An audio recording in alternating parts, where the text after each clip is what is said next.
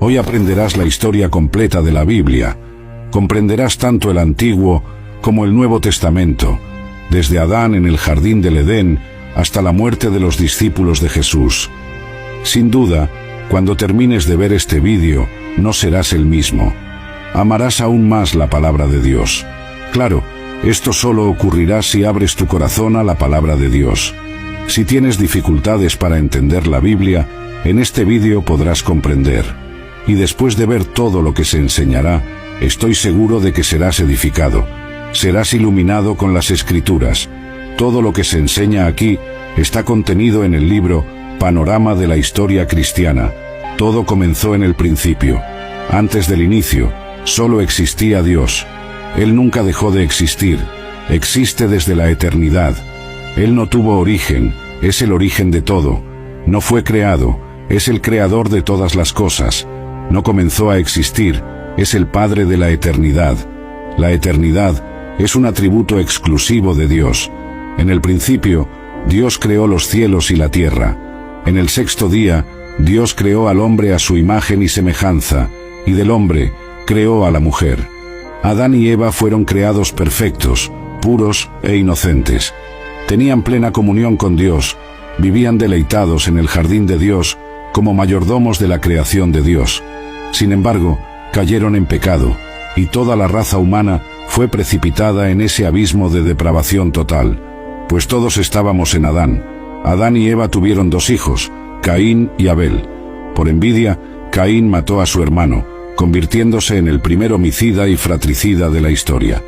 Más tarde, Adán y Eva tuvieron otro hijo, Set. De él comenzó a surgir una descendencia santa que se volvió hacia Dios. No tardó, sin embargo, en que la tierra se llenara de maldad y violencia. Dios entonces decidió eliminar de la faz de la tierra al hombre que había creado. Pero había un justo, Noé. Por eso, Dios derramó el juicio mediante el diluvio, salvando a Noé, a su mujer y a sus tres hijos, Sem, Cam y Jafé, con sus respectivas esposas, en un arca construida por ellos.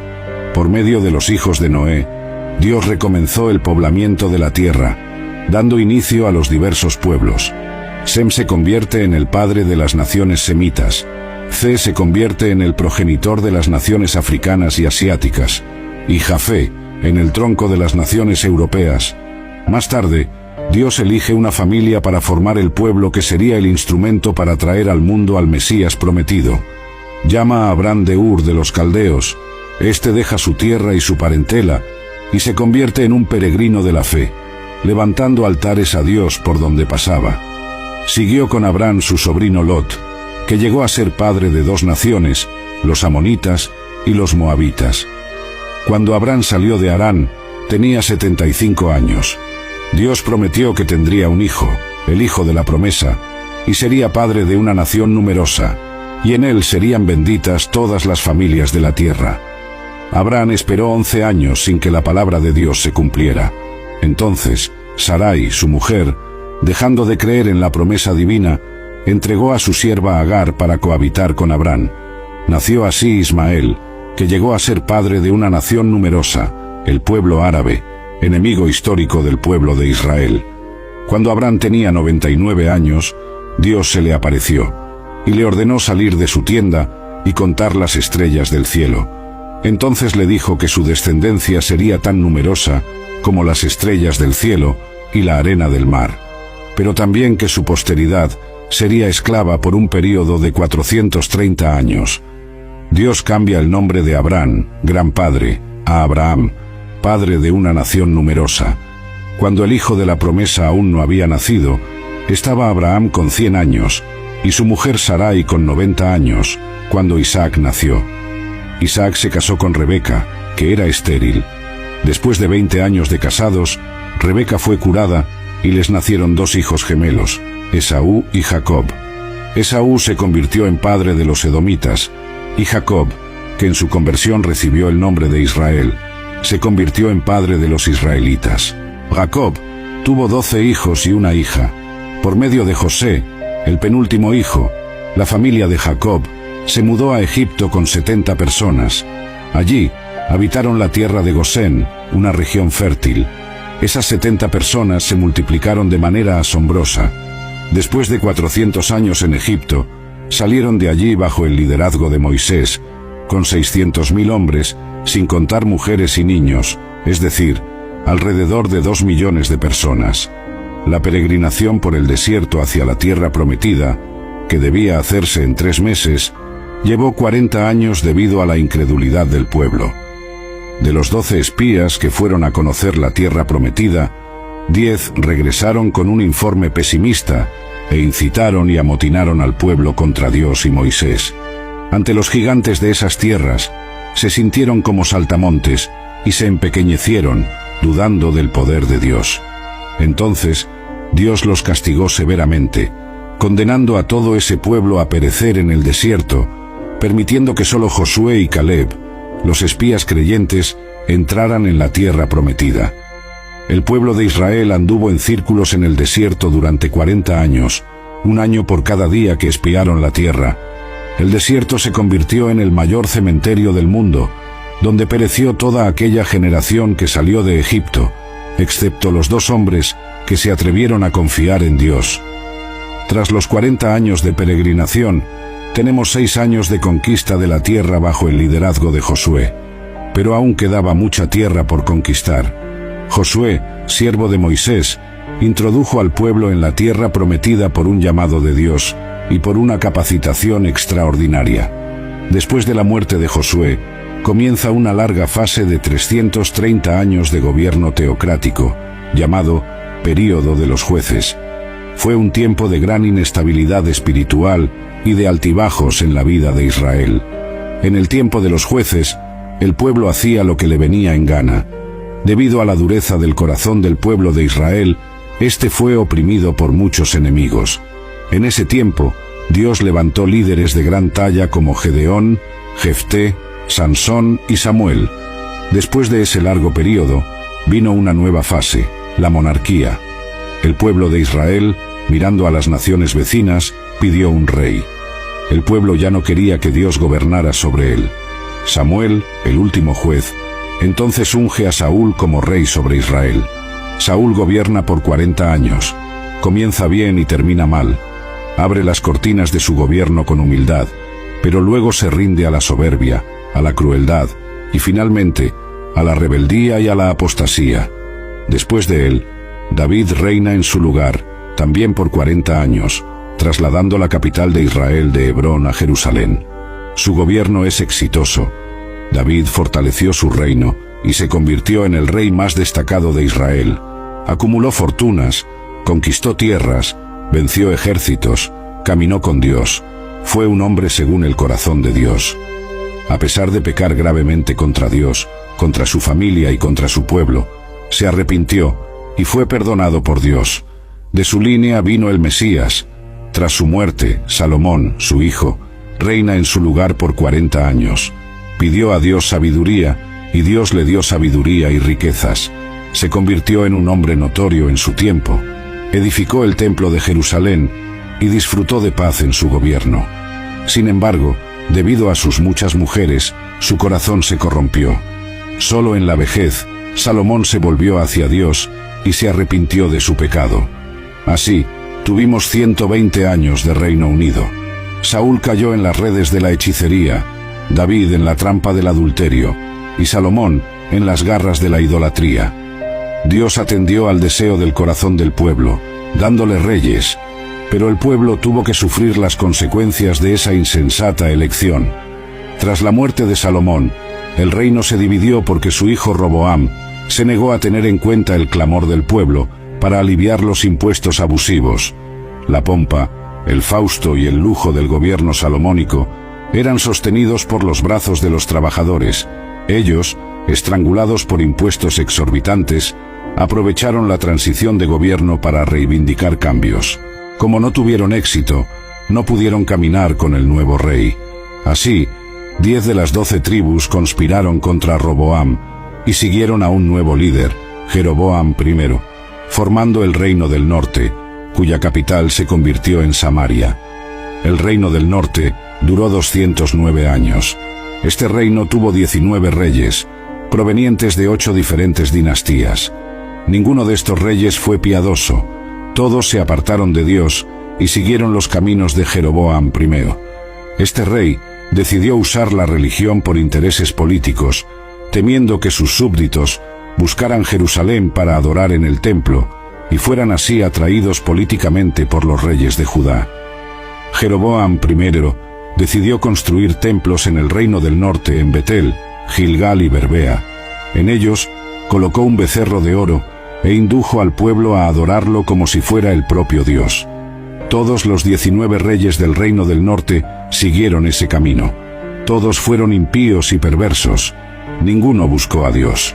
El Señor levantó, en ese tiempo, algunos profetas para denunciar el pecado de los reyes de la nación y de los profetas de la conveniencia, así como de los sacerdotes sobornados por dinero. Dios levantó en ese tiempo a los profetas Amós, Oseas y Miqueas. Ellos valientemente confrontaron los desvíos de la nación, desde el palacio a las chabolas, desde los templos rivales al comercio, desde las calles a los campos. Denunciaron la corrupción política y alzaron la voz contra la religión prostituta. Lanzaron el libelo acusatorio de Dios contra los poderes ejecutivo y legislativo que se habían corrompido. Denunciaron la injusticia social y la opresión económica. Convocaron al pueblo al arrepentimiento, pero sus mensajes cayeron en oídos sordos. En el reinado de Acab, por medio de su mujer Jezabel, se difundió en Israel la perniciosa creencia en Baal, el dios cananeo de la prosperidad. En ese tiempo, Dios levantó al profeta Elías para desenmascarar a esa divinidad pagana y derribar la credibilidad del ídolo abominable. Aún en ese reino, Dios llamó a Eliseo para reemplazar a Elías y llevar a cabo un ministerio prodigioso. Pero como Israel no quiso escuchar la voz de Dios, el Señor usó el lenguaje de la vara y trajo a Asiria contra la nación de Israel. Asiria fue la vara de la ira de Dios contra Israel. Era un imperio expansionista, guerrero y sanguinario. Siempre que dominaba un pueblo, practicaba barbaries y atrocidades contra los dominados. Normalmente, al entrar en una ciudad o villa, dejaba los cuerpos mutilados, apilando cabezas en la puerta de las ciudades conquistadas, exponiendo a las personas a la más amarga ignominia. Tras llevar al pueblo del norte al cautiverio, el rey Sargón II envió a la tierra de Israel una mezcla de otros pueblos, formando allí una gran mezcla de razas. Sabía que la acción racial debilitaría el potencial de existencia de un pueblo. Así, con esa mezcla racial, se formó en Israel un pueblo híbrido llamado samaritano, que se convirtió en un enemigo acérrimo del pueblo de Judá. El reino del sur, compuesto por las tribus de Benjamín y Judá, tuvo 20 reyes, varios de los cuales fueron piadosos, como Asa, Josafat, Ezequías, Jotán, Uzías, Joás y Josías. Siempre que un rey piadoso subía al trono, la nación prosperaba y crecía económicamente, moral, social y espiritualmente. En el reino del sur, para cumplir la profecía de que el Mesías vendría de la casa de David, gobernó solo una única dinastía. Para hablar al pueblo de Judá, Dios levantó varios profetas como Isaías, Miqueas, Joel, Sofonías y Jeremías. La nación también se corrompió profundamente, no dando oídos a la voz de Dios. Entonces, de igual forma, Dios los disciplinó y envió al ejército babilónico, entregándolos en manos de sus enemigos. El pueblo de Judá fue llevado al cautiverio babilónico. El reino del sur, llamado Judá, duró 345 años. Después de 2 incursiones, Nabucodonosor invadió Jerusalén, destruyó su glorioso templo y llevó al pueblo al cautiverio, dejando la ciudad bajo tremendo oprobio. El pueblo estuvo en el cautiverio durante 70 años, conforme a la profecía dada por Dios al profeta Jeremías. En el período del cautiverio, Dios levantó a los profetas Jeremías, Ezequiel y Daniel. En ese período, el pueblo fue purificado de la idolatría y surgieron las sinagogas. Tras el tiempo determinado por Dios, el pueblo de Judá volvió a su tierra. En ese tiempo, es decir, Babilonia ya había caído en manos del imperio medo-persa. Ciro, anunciado por Dios 200 años antes de nacer, liberó al pueblo judío y abrió las puertas para su regreso a la tierra de Canaán. El pueblo volvió en 3 tandas, bajo el liderazgo de Zorobabel, para la reconstrucción del templo, bajo el liderazgo de Esdras, para la enseñanza de la ley, y bajo el liderazgo de Nehemías, para la reconstrucción de los muros y la reestructuración política y espiritual del pueblo. Tan pronto como llegó del cautiverio e inició la reconstrucción del templo, el pueblo judío comenzó a enfrentar problemas. Primero, los samaritanos, astutamente, quisieron unirse a ellos en la obra, con el fin de desestabilizarla. Como la propuesta de la asociación fue rechazada, los samaritanos, en una segunda etapa, comenzaron a amenazarlos. A continuación, los samaritanos escribieron al rey Artajerjes, acusando a los judíos de conspiración contra el reino medo-persa. Ante esa nefasta persecución, la obra del templo fue paralizada durante unos 20 años. En ese período, el pueblo se relajó en su celo por la casa de Dios y comenzó a volverse hacia sus propios negocios, construyendo y embelleciendo sus propias casas en detrimento de la casa de Dios, que estaba en ruinas. En esa época, Dios levantó a los profetas Ageo y Zacarías para llamar al pueblo al arrepentimiento. El mensaje de estos profetas tuvo un efecto rápido y profundo. El pueblo se arrepintió y volvió con entusiasmo para concluir la reconstrucción del templo. Entonces, hubo un gran despertar espiritual, un arreglo en las familias y en el sacerdocio, y un regreso de todo corazón a Dios. Unos 100 años pasaron y se levantó una nueva generación. Ahora, el pueblo continuaba yendo al templo, haciendo sus sacrificios, pero ya no honraba más a Dios. Ofrecían a Dios en holocausto animales ciegos, enfermos y lisiados, despreciaban la mesa del Señor, considerándola inmunda. Los sacerdotes se corrompieron y dejaron de enseñar la palabra de Dios al pueblo. La familia fue profundamente afectada. Los matrimonios comenzaron a desmoronarse, terminando en divorcio. El pueblo ya no creía más que Dios fuera capaz de juzgarlo, por lo que se relajó en la devolución de los diezmos. Aunque continuaba frecuentando el templo, estaba lejos de Dios. En ese tiempo, Dios levantó a Malaquías para llamar al pueblo al arrepentimiento.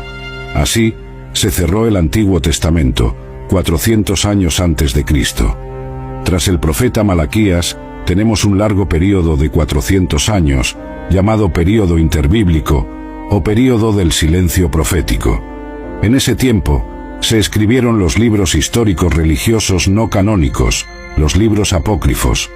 También se tradujo el Antiguo Testamento del hebreo al griego, dando a luz a la famosa versión denominada Septuaginta. El imperio medo-persa cayó en manos del imperio griego. Alejandro Magno, tras conquistar naciones y reinos, murió precozmente a los 33 años de edad, llorando por no tener más tierras que conquistar. Expandió poderosamente su imperio, difundiendo la cultura helenística y la lengua griega, tan útiles más tarde para la divulgación rápida y sin fronteras del Evangelio. Con la muerte de Alejandro, el reino cayó en manos de 4 generales, siendo importante destacar el dominio de los ptolemaicos egipcios y de los seleucidas sirios, que siempre estuvieron en conflicto. Israel fue dominado ora por uno, ora por otro. En esa época, Antíoco Epífanes ultrajó a los judíos, sacrificando un cerdo en el altar del templo en Jerusalén, lo que era una abominación para ellos. Este hecho dio inicio a la guerra de los macabeos, ganada por Judas Macabeo, después de mucho derramamiento de sangre. Más tarde, en el año 63 a.C., Pompeyo conquistó Jerusalén, y los romanos pasaron a dominar Israel. Herodes el Grande reinó en su lugar. Herodes el Grande fue un gran administrador. Amplió y embelleció el templo de Jerusalén, construyó el puerto de Cesarea, abriendo camino al comercio internacional y facilitando los viajes de los misioneros al mundo. Construyó la fortaleza de Masada y muchos palacios y fortalezas. Sin embargo, Herodes era un hombre inseguro y violento. El miedo a perder el trono lo atormentó durante toda su vida. Se casó 10 veces, tuvo muchos hijos. Cuando se casó con Mariamna, mujer de la nobleza, mandó matar a todos los nobles de su familia, por miedo a perder su trono. A petición de su suegra, nombró a Arquelao, su sobrino de solo 17 años, como sumo sacerdote de Jerusalén. Más tarde, al ver que éste conquistaba la simpatía del pueblo, mandó matarlo. Su suegra, temerosa, huyó a Egipto, pero Herodes envió a sus emisarios tras ella para matarla. César Augusto lo llamó a Roma por sus atrocidades. Antes de ir, sin embargo, mandó matar a su mujer Mariamna, por temor a que conspirara contra él en su ausencia. Más tarde, envió a 2 de sus hijos a Roma para estudiar. Su hermana Salomé enseñó que ellos volverían más preparados para asumir el trono. Herodes no dudó. Mandó estrangular a sus 2 hijos. Antes de morir, hizo jurar a su hermana Salomé que mataría al menos a un noble de cada familia de Jerusalén, porque quería llanto en su funeral. Ese fue el hombre que se alarmó cuando supo por los magos que un niño había nacido en Belén de Judea para ser rey de Israel. Después de que Herodes el Grande muriera, alrededor del año 4 a.C., su reino fue dividido entre 4 de sus hijos. Arquelao, uno de los hijos de Herodes, reinaba sobre Judea, Samaria y Edom. Fue un pésimo rey. Los judíos, al final, pidieron a los romanos que lo retiraran del cargo.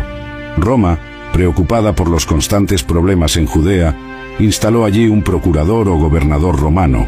Así fue como los romanos comenzaron a gobernar directamente Judea. En ese momento, Pilatos era el gobernador. Esta catastrófica situación estatal y política, en la que el pueblo elegido de Dios se encontraba bajo el poder odioso de los herodianos y a merced de la esclavitud del dominio de los romanos, hizo que se manifestara como nunca antes una esperanza política por el Mesías, un grito de liberación y redención de la servidumbre impía. Fue entonces en esa época que Jesús, en la plenitud de los tiempos, cumpliendo las profecías bíblicas, nació en Belén de Judea. El Verbo eterno se hizo carne y habitó entre los hombres. Vivió entre nosotros, lleno de gracia y de verdad. Se vistió de piel humana, calzó las sandalias de la humildad, pisó nuestra tierra, comió nuestro pan, bebió nuestra agua, sintió nuestro dolor, lloró nuestras lágrimas, cargó sobre su cuerpo en la cruz nuestros pecados y resucitó en gloria para nuestra justificación. Tanto la cultura helenística como la romana se unieron a la contribución de los judíos en la venida del Mesías al mundo. Cuando Jesús nació, Palestina estaba bajo el dominio de Roma. Con la persecución de Herodes el Grande, José y María huyeron con el niño Jesús a Egipto, quedándose allí hasta la muerte del impío rey. Regresaron de Egipto y se establecieron en Nazaret, ciudad donde habían vivido anteriormente. Allí, Jesús creció como hijo de un carpintero. A los 30 años de edad, inició su ministerio, habiendo sido bautizado en el Jordán por Juan el Bautista, identificándose así con los pecadores a quienes vino a salvar. Allí, en el Jordán, mientras Jesús oraba, los cielos se abrieron y el Padre habló: «Este es mi Hijo amado, en quien me complazco». En ese mismo instante, el Espíritu Santo descendió sobre él en forma de paloma, revistiéndolo de poder para iniciar su ministerio. Del Jordán, Jesús fue conducido al desierto por el Espíritu Santo, donde ayunó durante 40 días y 40 noches, tiempo en que fue tentado por el diablo. Por 3 veces, el diablo atacó a Jesús para derribarlo, pero el Hijo lo venció en el desierto, usando siempre la espada del Espíritu, la palabra de Dios. El diablo derribó al primero en el paraíso, pero fue derrotado por el segundo Adán en el desierto. Del desierto, Jesús, lleno del Espíritu Santo, siguió hacia Galilea, llegando a Nazaret, donde vivió la mayor parte de su vida terrenal.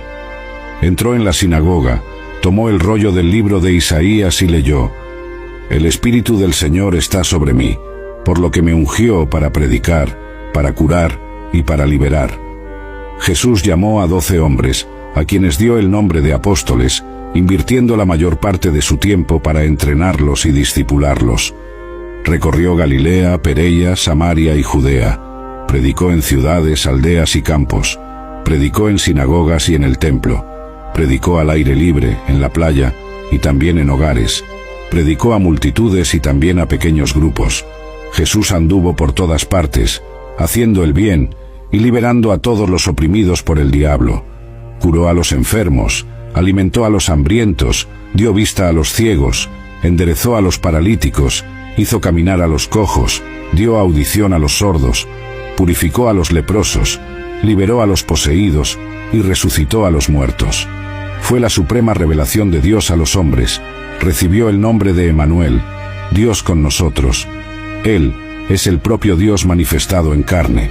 Jesús vino con una misión definida: morir por todos aquellos a quienes el Padre le dio. Nació para morir, murió para que pudiéramos vivir. El apóstol Pablo fue enfático al decir que murió por nuestros pecados, según las Escrituras, fue sepultado y resucitó al tercer día, según las Escrituras. Su muerte no fue un accidente, ni su resurrección una sorpresa. El diablo usó diversos artificios para apartarlo de la cruz, pero Jesús marchó hacia ella como un rey camina hacia la corona. En la cruz, Jesús aplastó la cabeza de la serpiente y triunfó sobre los principados y potestades, exponiéndolos al desprecio. En la cruz, Jesús consumó la obra de la redención. En la cruz, nos liberó. La muerte no pudo detenerlo. Al tercer día, Jesús resucitó para nuestra justificación. Antes de subir a los cielos, sin embargo, instruyó a los discípulos a permanecer en Jerusalén, esperando la promesa del Padre, hasta que fueran revestidos de poder. En Hechos, capítulo 1, versículo 8, Jesús habla sobre la capacitación de poder dada por el Espíritu Santo, y también da la estrategia de acción a seguir: ser testigos tanto en Jerusalén, como en toda Judea, Samaria, y hasta los confines de la tierra. Tras Pentecostés, la iglesia explotó en Jerusalén con un crecimiento asombroso. Multitudes eran continuamente agregadas a ella. El crecimiento y la expansión de la iglesia de Jerusalén son registrados por Lucas hasta el capítulo 7 del libro de Hechos. Como la iglesia aún estaba limitada a Judea, Dios envió una persecución contra ella, y los creyentes fueron dispersados, llevando la palabra por donde iban. Así es como Felipe llegó a Samaria, rompiendo los muros de enemistad y predicando allí el evangelio con poder. El pueblo se alegraba al oír y ver las cosas que Dios hacía por medio de Felipe. El diácono predicador hablaba y hacía, predicando a los oídos y a los ojos. Por la imposición de manos de los apóstoles Pedro y Juan, los samaritanos también recibieron el Espíritu Santo. El evangelio se extendió más allá de las fronteras de Israel con la conversión del perseguidor de la iglesia, Saulo de Tarso, en el camino a Damasco.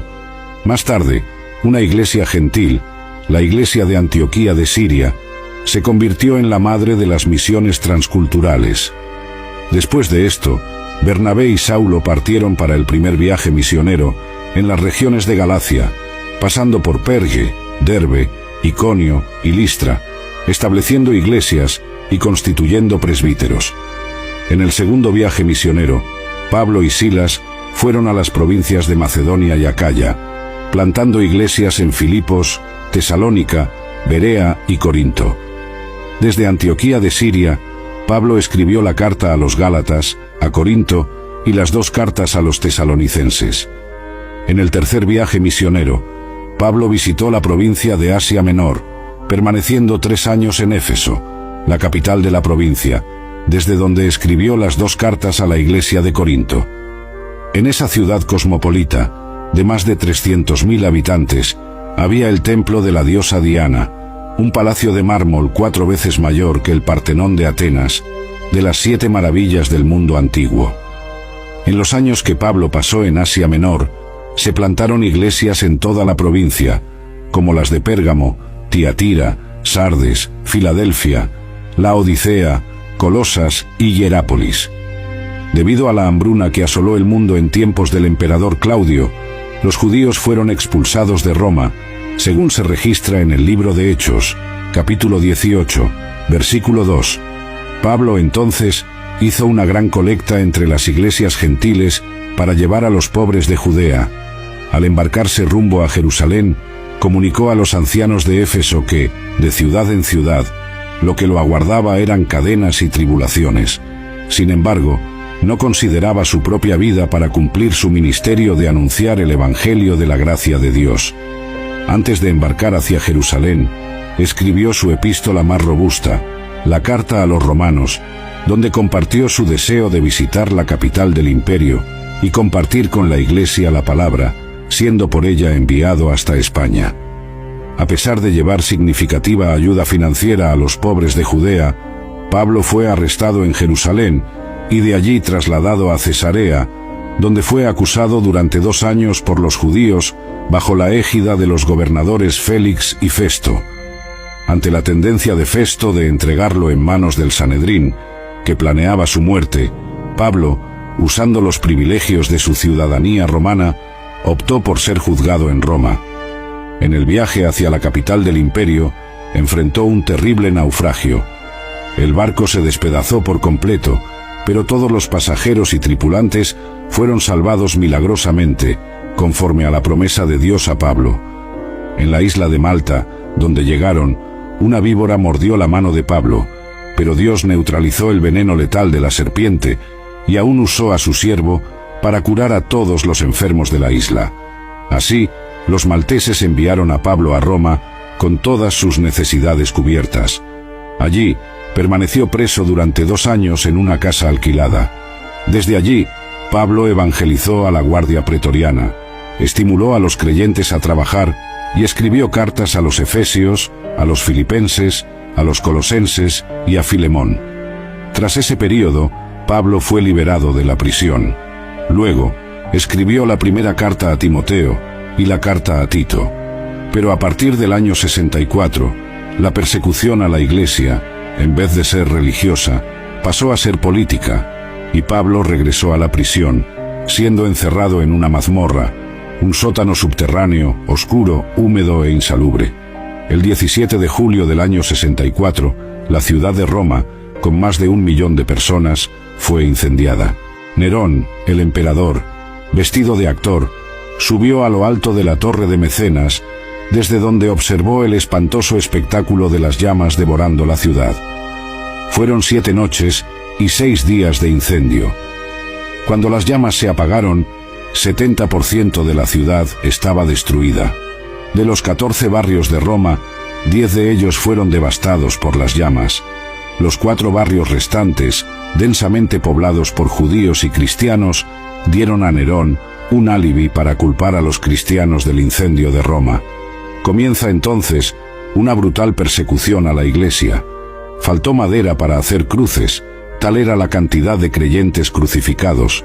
Los creyentes eran atados en postes, cubiertos de brea y quemados vivos para iluminar las noches de Roma.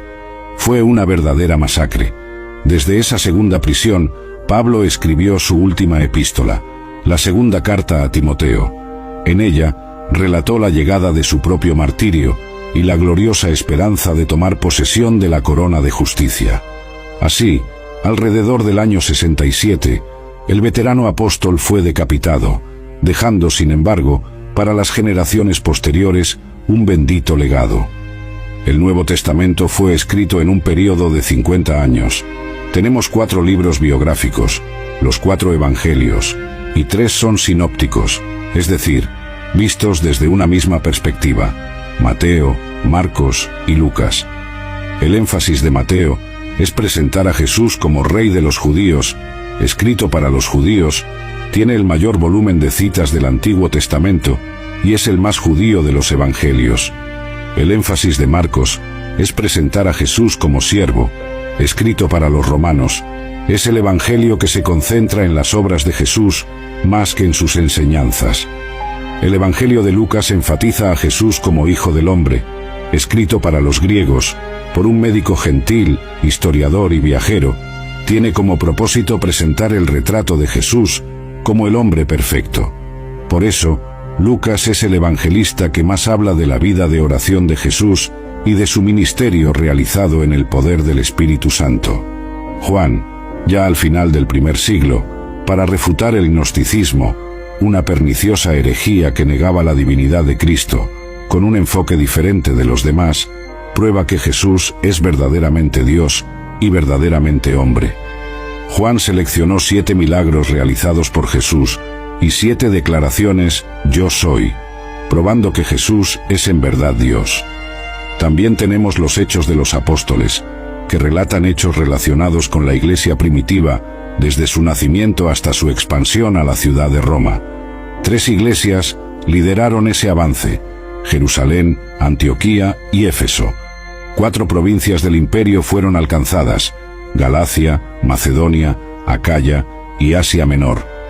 El libro de Hechos no tiene conclusión, pues la historia de la iglesia continúa. Nosotros somos herederos y continuadores de la iglesia que nació en Pentecostés. Tenemos también las cartas del apóstol Pablo a las iglesias de Roma, Galacia, Éfeso, Filipos, Colosas y Tesalónica, así como sus cartas personales a Timoteo, Tito y Filemón. Además, tenemos una carta enviada a los judíos que estaban siendo tentados, debido a la persecución, a retroceder en la fe, que es la carta a los hebreos, de autor desconocido.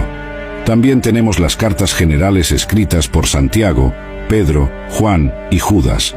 Finalmente, tenemos un libro escatológico, el Apocalipsis, que narra la victoria triunfal de Cristo y de su iglesia, escrito por el apóstol Juan en la isla de Patmos, alrededor del año 96. Espero que hayas aprendido sobre esta historia. Dios bendiga tu vida. Si aún no has aceptado a Jesús como tu Salvador, aún hay tiempo. Arrepiéntete. Él puede cambiar tu futuro, tu historia. Puede quitarte toda tristeza, toda soledad y proporcionarte lo que necesitas. Entra en tu habitación, cierra la puerta y habla con Dios. Él te escuchará. Dios te bendiga.